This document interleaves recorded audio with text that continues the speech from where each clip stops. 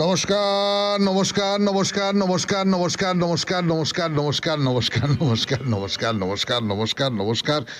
অজস্র অজস্র অজস্র নমস্কার, আপনাদের অজস্র শুভকামনা। স্বাগত জানাচ্ছি আজকের এই শরণাগত অনুষ্ঠানে। সবাইকে শুভ সকাল জানাচ্ছি। 92.7 বিগ এফএম-এ শরণাগত অনুষ্ঠান শুনছেন। আমি আছি আপনাদের সৌমিত্র বসু, আর থাকবেন বলা বাহুল্য রবীন্দ্রনাথ, আমাদের প্রাণের ঠাকুর, আমাদের আপনজন, যাকে বাদ দিয়ে আমাদের জীবন চলে না, সেই রবীন্দ্রনাথ। আজ তার জন্মদিন, আজ 25শে বৈশাখ।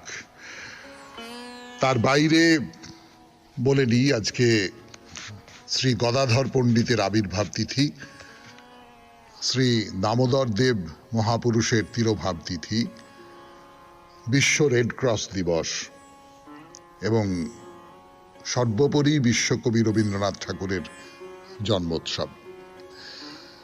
রবীন্দ্রনাথকে নিয়ে আপনারা চিঠি লিখছেন, সেই চিঠি পড়া হবে আগামীকাল 26শে বৈশাখ, বৃহস্পতিবার। প্রথম রবীন্দ্রনাথ, আপনারা কে প্রথম রবীন্দ্রনাথকে পেয়েছিলেন, কেমন করে পেয়েছিলেন, সেই অভিজ্ঞতার কথা, সেই স্মৃতির কথা আপনারা লিখে জানাচ্ছেন এবং সেই সমস্ত চিঠি পড়া হবে আগামীকাল। আজকের এই অনুষ্ঠানটি আমরা সাজিয়েছি শুধু রবীন্দ্রনাথকে নিয়ে।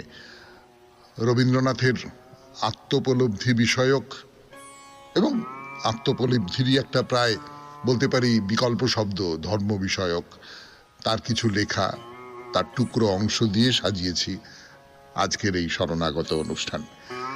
কিন্তু তার আগে বেণী মাধবশীলের পঞ্জিকা অনুযায়ী আজকের দিনটার কথা একটু বলে নিই। আজকে 25শে বৈশাখ, 1431, ইংরেজির 8ই মে 2024, বুধবার। আজ কিন্তু অমাবস্যা, কিন্তু এদিন আজি কোন ঘরে গো খুলে দিল দ্বার, আজি প্রাতে সূর্য ওঠার সফল হলো কার। সেই সূর্যোদয়ের সময় ভোর 5টা বেজে 8 মিনিট, সূর্যাস্তের সময় সন্ধে 6টা বেজে 4 মিনিট। নক্ষত্র ভরণী। আজকে জন্মে মেষ রাশি, ক্ষত্রিয় বর্ণ, মতান্তরে বৈশ্য বর্ণ, নরগণ। দিনের বেলা 1টা বেজে 56 মিনিট গতে রাক্ষসগণ। রাত্রি 7টা বেজে 43 মিনিট গতে বৃষ রাশি, বৈশ্য বর্ণ, মতান্তরে শূদ্রবর্ণ। আমাদের হোয়াটসঅ্যাপে চিঠি পাঠাবার নাম্বার 9831922927। চিঠির গোড়ায় অতি অবশ্যই SG লিখতে হবে। আর শনিবারের জন্য যে মহাপুরুষের কথার উত্তর লেখেন, SGর পরে একটু মহাপুরুষের কথা লিখে দিতে হবে। অনুষ্ঠান সূচিতে আজকে শুধুই রবীন্দ্রনাথ। রবীন্দ্রনাথের গল্প আমরা পড়ি, কবিতা আমরা আবৃত্তি করি, গান তো আমরা গাই। রবীন্দ্রনাথের গান ছাড়া আমরা তো একেবারে অচল। কিন্তু রবীন্দ্রনাথের অসাধারণ কিছু প্রবন্ধ আছে। তিনি একজন ধর্মভাবুক মানুষ ছিলেন এবং সেই ধর্ম যেটা প্রথাগত ধর্মের থেকে আলাদা, যেটা তাকে আত্মোপলব্ধির দিকে নিয়ে গেছে, সেই আত্মোপলব্ধির কথা বলেছেন তিনি ধর্মের মধ্যে দিয়ে। তার কিছু অংশ পড়ে শোনাবো। এইভাবেই আজকের 25শে বৈশাখ পালন করবে শরণাগত 92.7 বিগ এফএম-এ। তাহলে এখন একটু গান শুনি, গানের পর রবীন্দ্রনাথের আত্মপরিচয় থেকে একটি ছোট অংশ পাঠ করে শোনাবো আপনাদের।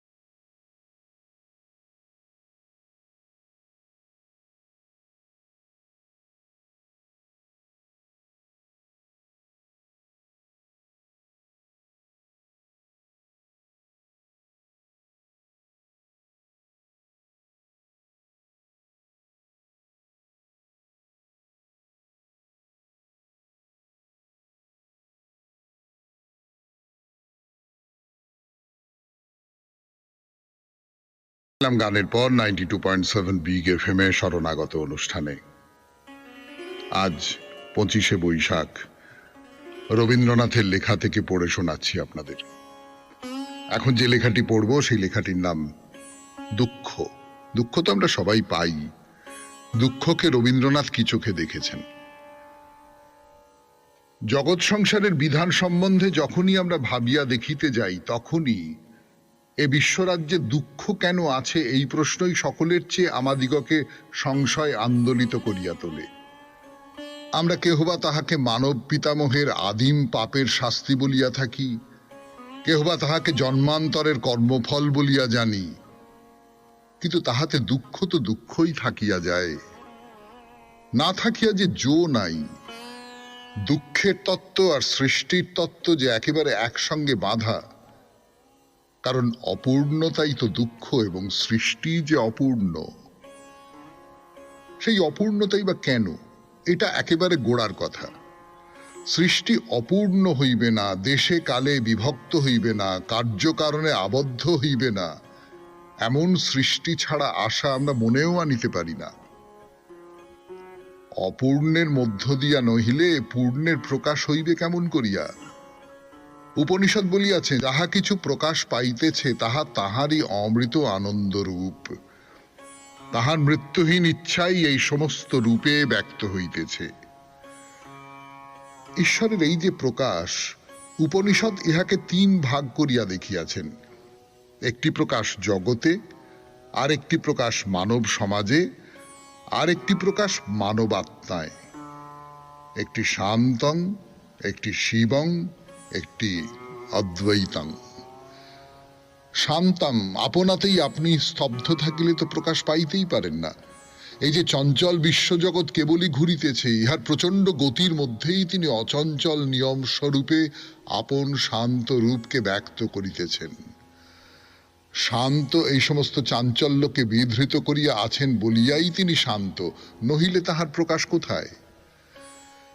শিবম, কেবল আপনাতেই আপনি স্থির থাকিলে তাহাকে শিবই বলিতে পারি না। সংসারের চেষ্টা ও দুঃখের সীমা নাই, সেই কর্মক্লেশের মধ্যেই অমোঘ মঙ্গলের দ্বারা তিনি আপনার শিবস্বরূপ প্রকাশ করিতেছেন। মঙ্গল সংসারের সমস্ত দুঃখ তাপকে অতিক্রম করিয়া আছেন বলিয়াই তিনি মঙ্গল, তিনি ধর্ম, নহিলে তাহার প্রকাশ কোথায়? অদ্বৈত যদি আপনাতে আপনি এক হইয়া থাকিতেন, তবে সেই ঐক্যের প্রকাশ হইত কি করিয়া? আমাদের চিত্ত সংসারে আপন পরের ভেদ ও বৈচিত্র্যের দ্বারা কেবলই আহত প্রতিহত হইতেছে। সেই ভেদের মধ্যেই প্রেমের দ্বারা তিনি আপনার অদ্বৈত রূপ প্রকাশ করিতেছেন। প্রেম যদি সমস্ত ভেদের মধ্যেই সম্বন্ধ স্থাপন না করিত, তবে অদ্বৈত কাহাকে অবলম্বন করিয়া আপনাকে প্রকাশ করিতেন?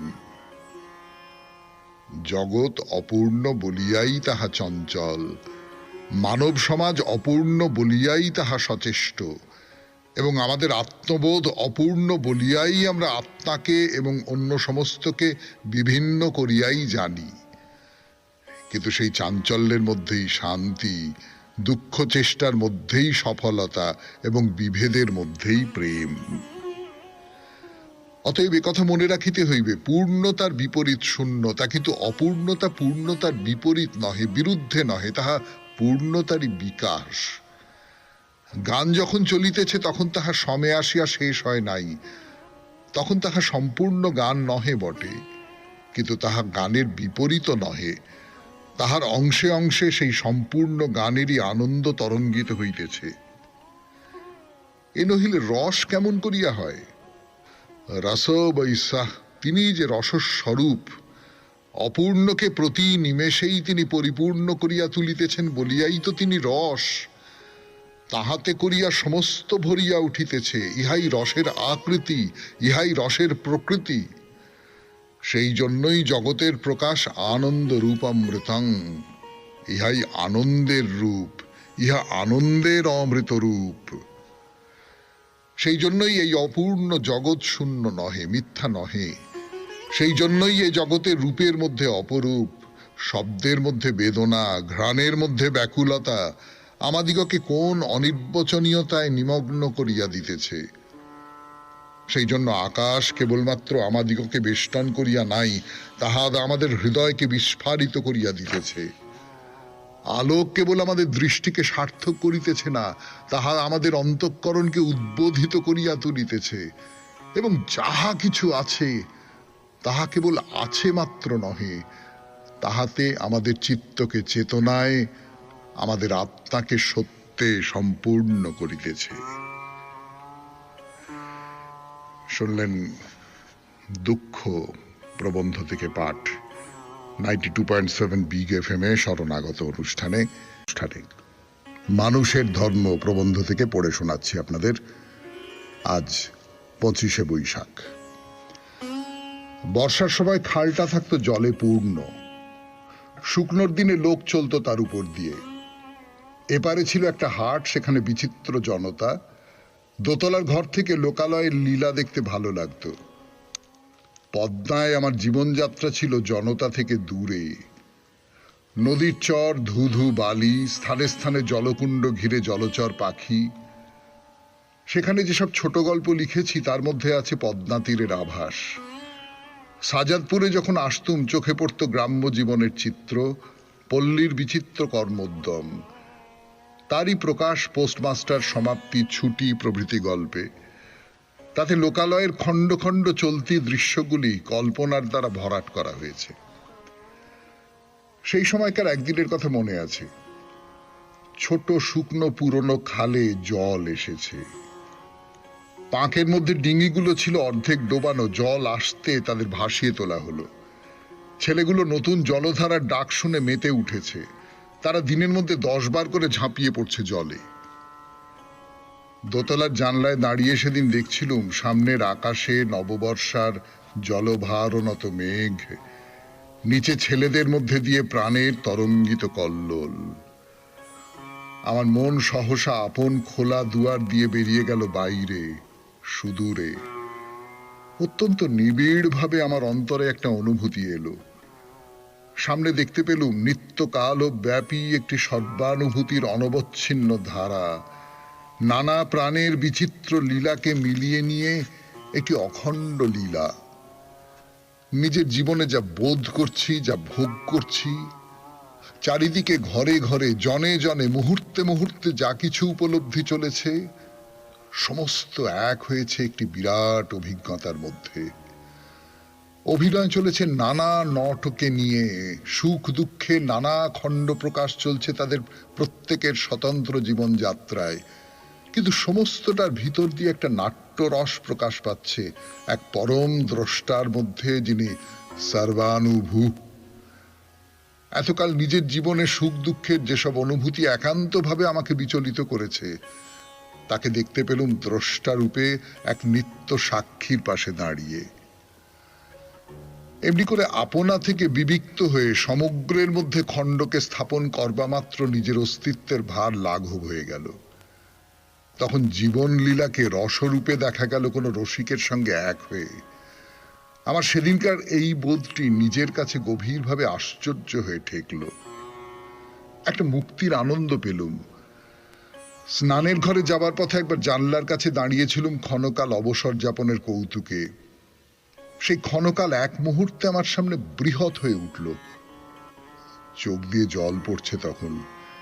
ইচ্ছে করছে সম্পূর্ণ আত্মনিবেদন করে ভূমিষ্ঠ হয়ে প্রণাম করি কাউকে।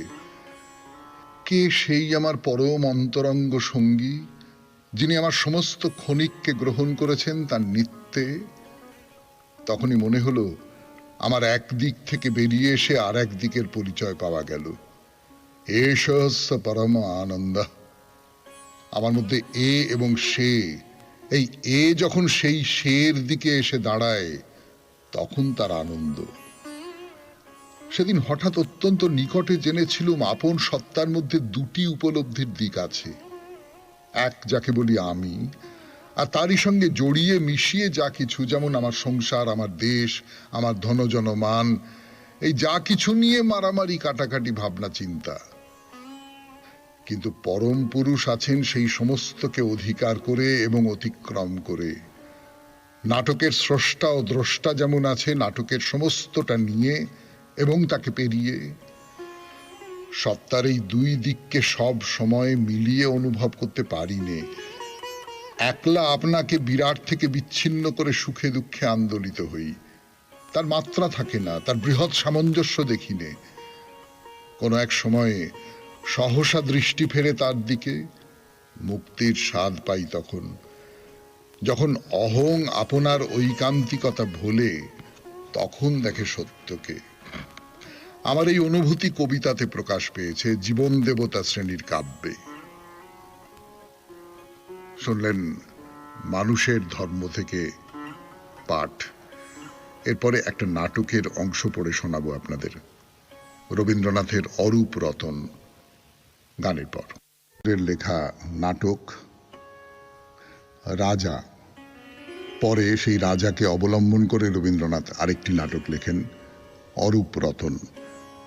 তার একেবারে প্রথম অংশ পড়ে শোনাচ্ছি আপনাদের।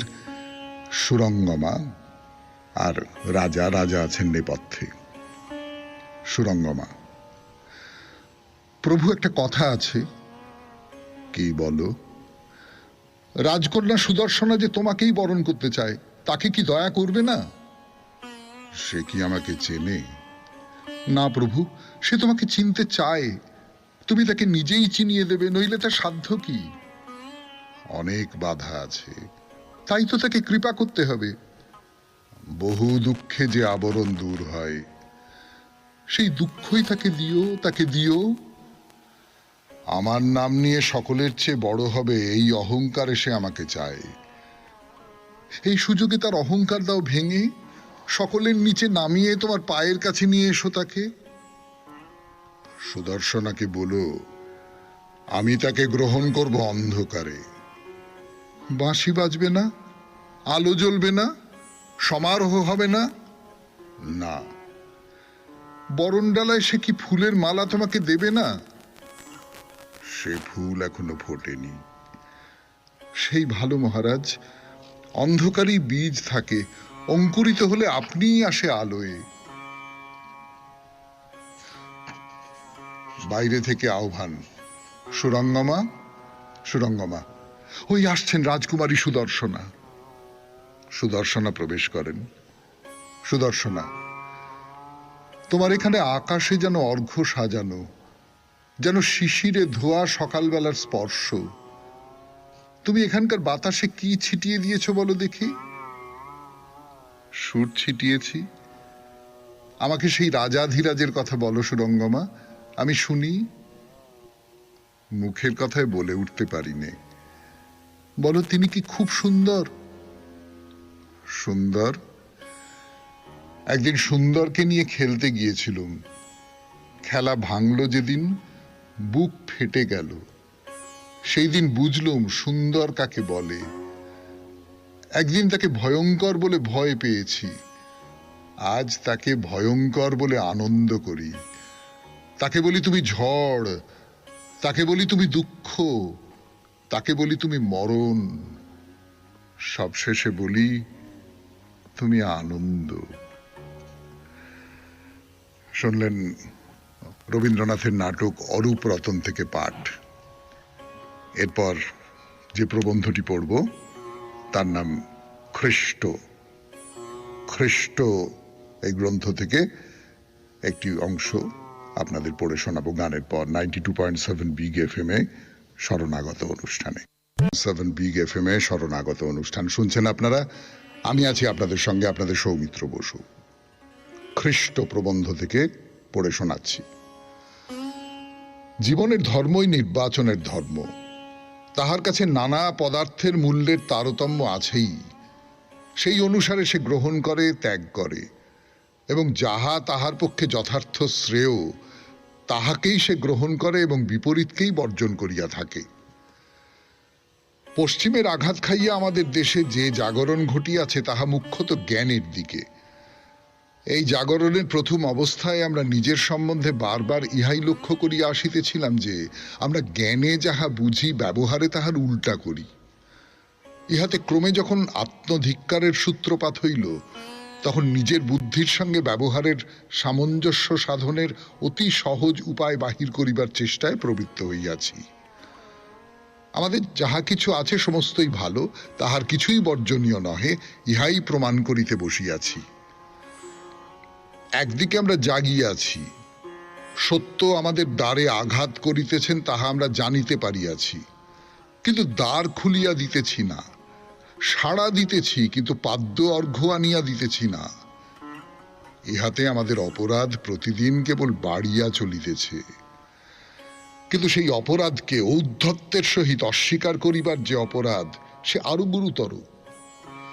লোকভয়ে এবং অভ্যাসের আলস্যে সত্যকে আমরা যদি দ্বারের কাছে দাঁড় করাইয়া লজ্জিত হইয়া বসিয়া থাকিতাম, তাহা হইলেও তেমন ক্ষতি হইত না। কিন্তু তুমি সত্য নও, যাহা অসত্য তাহাই সত্য, ইহাই প্রাণপণ শক্তিতে প্রমাণ করিবার জন্য যুক্তির কুহক বিস্তার করার মতো এত বড় অপরাধ আর কিছুই হইতে পারে না। আমরা ঘরের পুরাতন জঞ্জালকে বাঁচাইতে গিয়া সত্যকে বিনাশ করিতে কুণ্ঠিত হইতেছি না।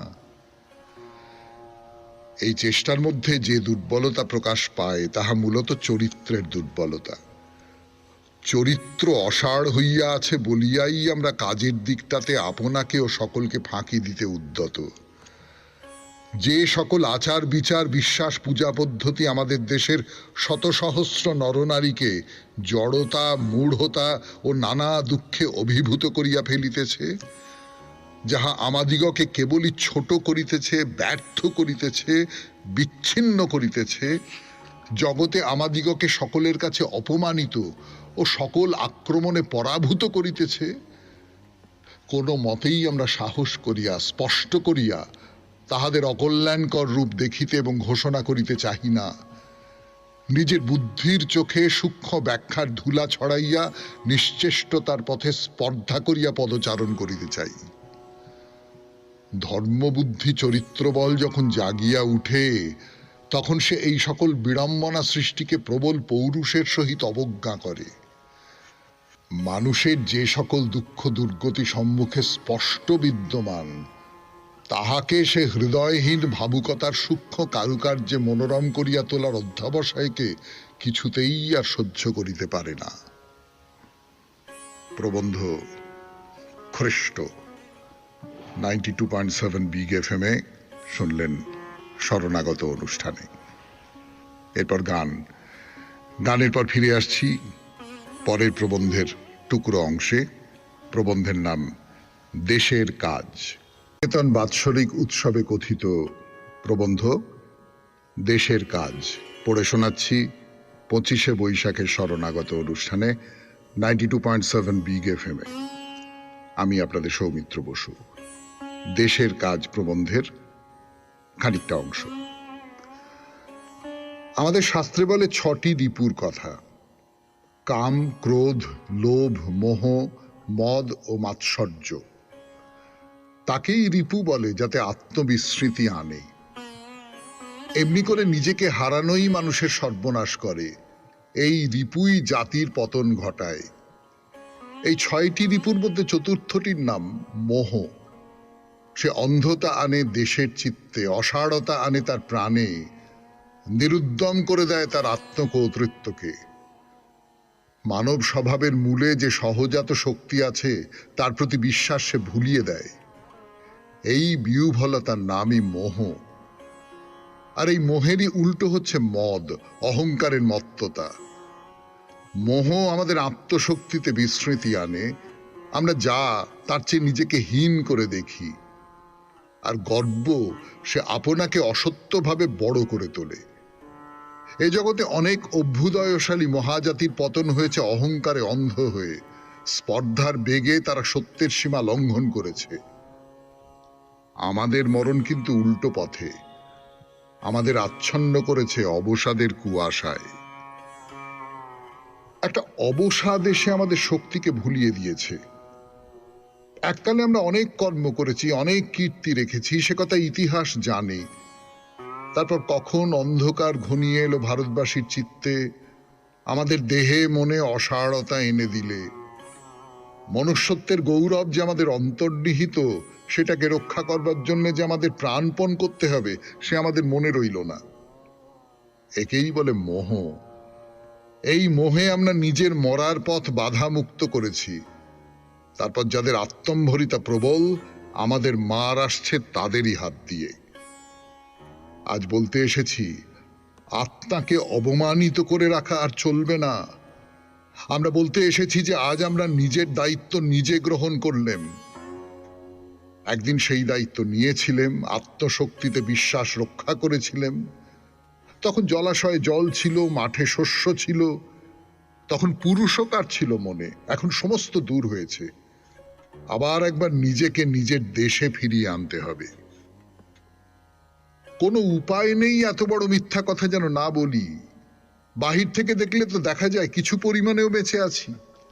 কিছু আগুনও যদি ছাই চাপা পড়ে থাকে তাকে জাগিয়ে তোলা যায়।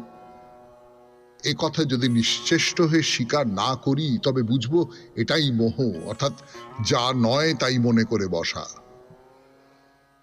একটা ঘটনা শুনেছি, হাঁটু জলে মানুষ ডুবে মরেছে ভয়ে। আচমকা সে মনে করেছিল পায়ের তলায় মাটি নেই। আমাদেরও সেই রকম মিথ্যে ভয় দূর করতে হবে। যেমনি হোক পায়ের তলায় খাড়া দাঁড়াবার জমি আছে এই বিশ্বাস দৃঢ় করব, সেই আমাদের ব্রত। এখানে এসেছি সেই ব্রতের কথা ঘোষণা করতে, বাইরে থেকে উপকার করতে নয়, দয়া দেখিয়ে কিছু দান করবার জন্য নয়। যে প্রাণস্রোত তার আপনার পুরাতন খাত ফেলে দূরে সরে গেছে, বাধামুক্ত করে তাকে ফিরিয়ে আনতে হবে। এসো একত্রে কাজ করি। শুনলেন দেশের কাজ প্রবন্ধ থেকে পাঠ। এরপরে ফিরে আসছি গানের পর 92.7 বিগ এফএম এ শরণাগত অনুষ্ঠানে। আমি আছি আপনাদের সঙ্গে, আপনাদের সৌমিত্র বসু। 0.7 বিগ এফএম এ 25শে বৈশাখের শরণাগত অনুষ্ঠানে রবীন্দ্রনাথের যে প্রবন্ধটি থেকে পড়ে শোনাবো আপনাদের, তার নাম কর্মযোগ। কর্মযোগের কথা আমরা শুনেছি বিবেকানন্দের প্রবন্ধে, আজ রবীন্দ্রনাথের প্রবন্ধ। জগতে আনন্দযজ্ঞে তার যে নিমন্ত্রণ আমরা আমাদের জীবনের সঙ্গে সঙ্গেই পেয়েছি, তাকে আমাদের কেউ কেউ স্বীকার করতে চাচ্ছে না। তারা বিজ্ঞান শাস্ত্র আলোচনা করে দেখেছে, তারা বিশ্বের সমস্ত রহস্য উদ্ঘাটন করে এমন একটা জায়গায় গিয়ে ঠেকেছে যেখানে সমস্তই কেবল নিয়ম। তারা বলছে ফাঁকি ধরা পড়ে গেছে, দেখছি যা কিছু সব নিয়মেই চলেছে, এর মধ্যে আনন্দ কোথায়? তারা আমাদের উৎসবের আনন্দ রব শুনে দূরে বসে মনে মনে হাসছে। সূর্যচন্দ্র এমনি ঠিক নিয়মে উঠছে অস্ত যাচ্ছে যে মনে হচ্ছে তারা যেন ভয়ে চলছে, পাছে এক পল বিপলেরও ত্রুটি ঘটে। বাতাসকে বাইরে থেকে যতই স্বাধীন বলে মনে হয়, যারা ভিতরকার খবর রাখে তারা জানে ওর মধ্যেও পাগলামির কিছুই নেই, সমস্ত নিয়মে বাঁধা। এমনকি পৃথিবীতে সবচেয়ে খামখেয়ালি বলে যাকে মনে হয় সেই মৃত্যু, যার আনাগোনার কোনো খবর পাইনি বলে যাকে হঠাৎ ঘরের দরজার সামনে দেখে আমরা চমকে উঠি, তাকেও জোড় হাতে নিয়ম পালন করে চলতে হয়। একটুও পদস্খলন হবার জো নেই। মনে করো না এই গূঢ় খবরটা কেবল বৈজ্ঞানিকের কাছেই ধরা পড়েছে। তপবনের ঋষি বলেছেন, ভীষাস্মাদ বাতঃ পাবতে, তার ভয়ে তার নিয়মের অমোঘ শাসনে বাতাস বইছে, বাতাসও মুক্ত নয়। ভীষাস্মাদগ্নিশ্চন্দ্রশ্চ মৃত্যুর্ধাবতি পঞ্চমঃ, তার নিয়মের অমোঘ শাসনে কেবল যে অগ্নি চন্দ্র সূর্য চলছে তা নয়, স্বয়ং মৃত্যু, যে কেবল বন্ধন কাটাবার জন্যই আছে, যার নিজের কোনো বন্ধন আছে বলে মনেও হয় না, সেও অমোঘ নিয়মকে একান্ত ভয়ে পালন করে চলেছে। তবে তো দেখছি ভয়েই সমস্ত চলছে, কোথাও একটু ফাঁক নেই। তবে আর আনন্দের কথাটা কেন? যেখানে কারখানা ঘরে আগাগোড়া কল চলছে, সেখানে কোনো পাগল আনন্দের দরবার করতে যায় না। বাঁশিতে তবু তো আজ আনন্দের সুর উঠেছে, এ কথা তো কেউ অস্বীকার করতে পারবে না। মানুষকে তো মানুষ এমন করে ডাকে, বল চল ভাই আনন্দ করবি চল। এই নিয়মের রাজ্যে এমন কথাটা তার মুখ দিয়ে বের হয় কেন? সে দেখতে পাচ্ছে নিয়মের কঠিন দণ্ড একেবারে অটল হয়ে দাঁড়িয়ে রয়েছে, কিন্তু তাকে জড়িয়ে জড়িয়ে তাকে আচ্ছন্ন করে যে লতাটি উঠেছে, তাতে কি আমরা কোনো ফুল ফুটতে দেখিনি? দেখিনি কি কোথাও শ্রী এবং শান্তি, সৌন্দর্য এবং ঐশ্বর্য? দেখছি নাকি প্রাণের লীলা, গতির নৃত্য, বৈচিত্র্যের অজস্রতা? বিশ্বের নিয়ম সোজা হয়ে দাঁড়িয়ে নিজেকেই চরম রূপে প্রকাশ করছে না, একটি অনির্বচনীয়ের পরিচয় তাকে চারিদিকে আচ্ছন্ন করে প্রকাশ পাচ্ছে। এই জন্যই যে উপনিষদ একবার বলেছেন অমোঘ শাসনের ভয়ে যা কিছু সমস্ত চলেছে, তিনিই আবার বলেছেন আনন্দাধ্যেব খল্লিমানি ভূতানি জায়ন্তে, আনন্দ থেকেই এই যা কিছু সমস্ত জন্মাচ্ছে। যিনি আনন্দ স্বরূপ, মুক্ত, তিনি নিয়মের বন্ধনের মধ্য দিয়ে দেশ ও কালে আপনাকে প্রকাশ করছেন। কবির মুক্ত আনন্দ আপনাকে প্রকাশ করবার বেলায় ছন্দের বাঁধন মানে, কিন্তু যে লোকের নিজের মনের মধ্যে ভাবের উদ্বোধন হয়নি, সে বলে এর মধ্যে আগাগোড়া কেবল ছন্দের ব্যায়ামই দেখছি। সে নিয়ম দেখে, নৈপুণ্য দেখে, কেননা সেইটাই চোখে দেখা যায়। কিন্তু যাকে অন্তর দিয়ে দেখা যায়, সেই রসকে সে বোঝে না। সে বলে রস কিছুই নেই। সে মাথা নেড়ে বলছে সমস্তই যন্ত্র, কেবল বৈজ্ঞানিক নিয়ম। শুনলেন কর্মযোগ প্রবন্ধ থেকে পাঠ 92.7 বিগ FM এ শরণাগত অনুষ্ঠানে। এইবারে রবীন্দ্রনাথের শেষ প্রবন্ধ থেকে পাঠ করব, আজকের শেষ প্রবন্ধ শরণাগত অনুষ্ঠানে। নিকেতন বাৎসরিক উৎসবে কথিত প্রবন্ধ দেশের কাজ পড়ে শোনাচ্ছি 25শে বৈশাখের শরণাগত অনুষ্ঠানে 92.7 বিগ FM এ। আমি আপনাদের সৌমিত্র বসু। দেশের কাজ প্রবন্ধের খানিকটা অংশ। আমাদের শাস্ত্রে বলে 6টি রিপুর কথা: কাম, ক্রোধ, লোভ, মোহ, মদ ও মাৎসর্য। তাকেই রিপু বলে যাতে আত্মবিস্মৃতি আনে। এমনি করে নিজেকে হারানোই মানুষের সর্বনাশ করে। এই রিপুই জাতির পতন ঘটায়। এই 6টি রিপুর মধ্যে চতুর্থটির নাম মোহ। সে অন্ধতা আনে দেশের চিত্তে, অসাড়তা আনে তার প্রাণে, নিরুদ্যম করে দেয় তার আত্মকর্তৃত্বকে।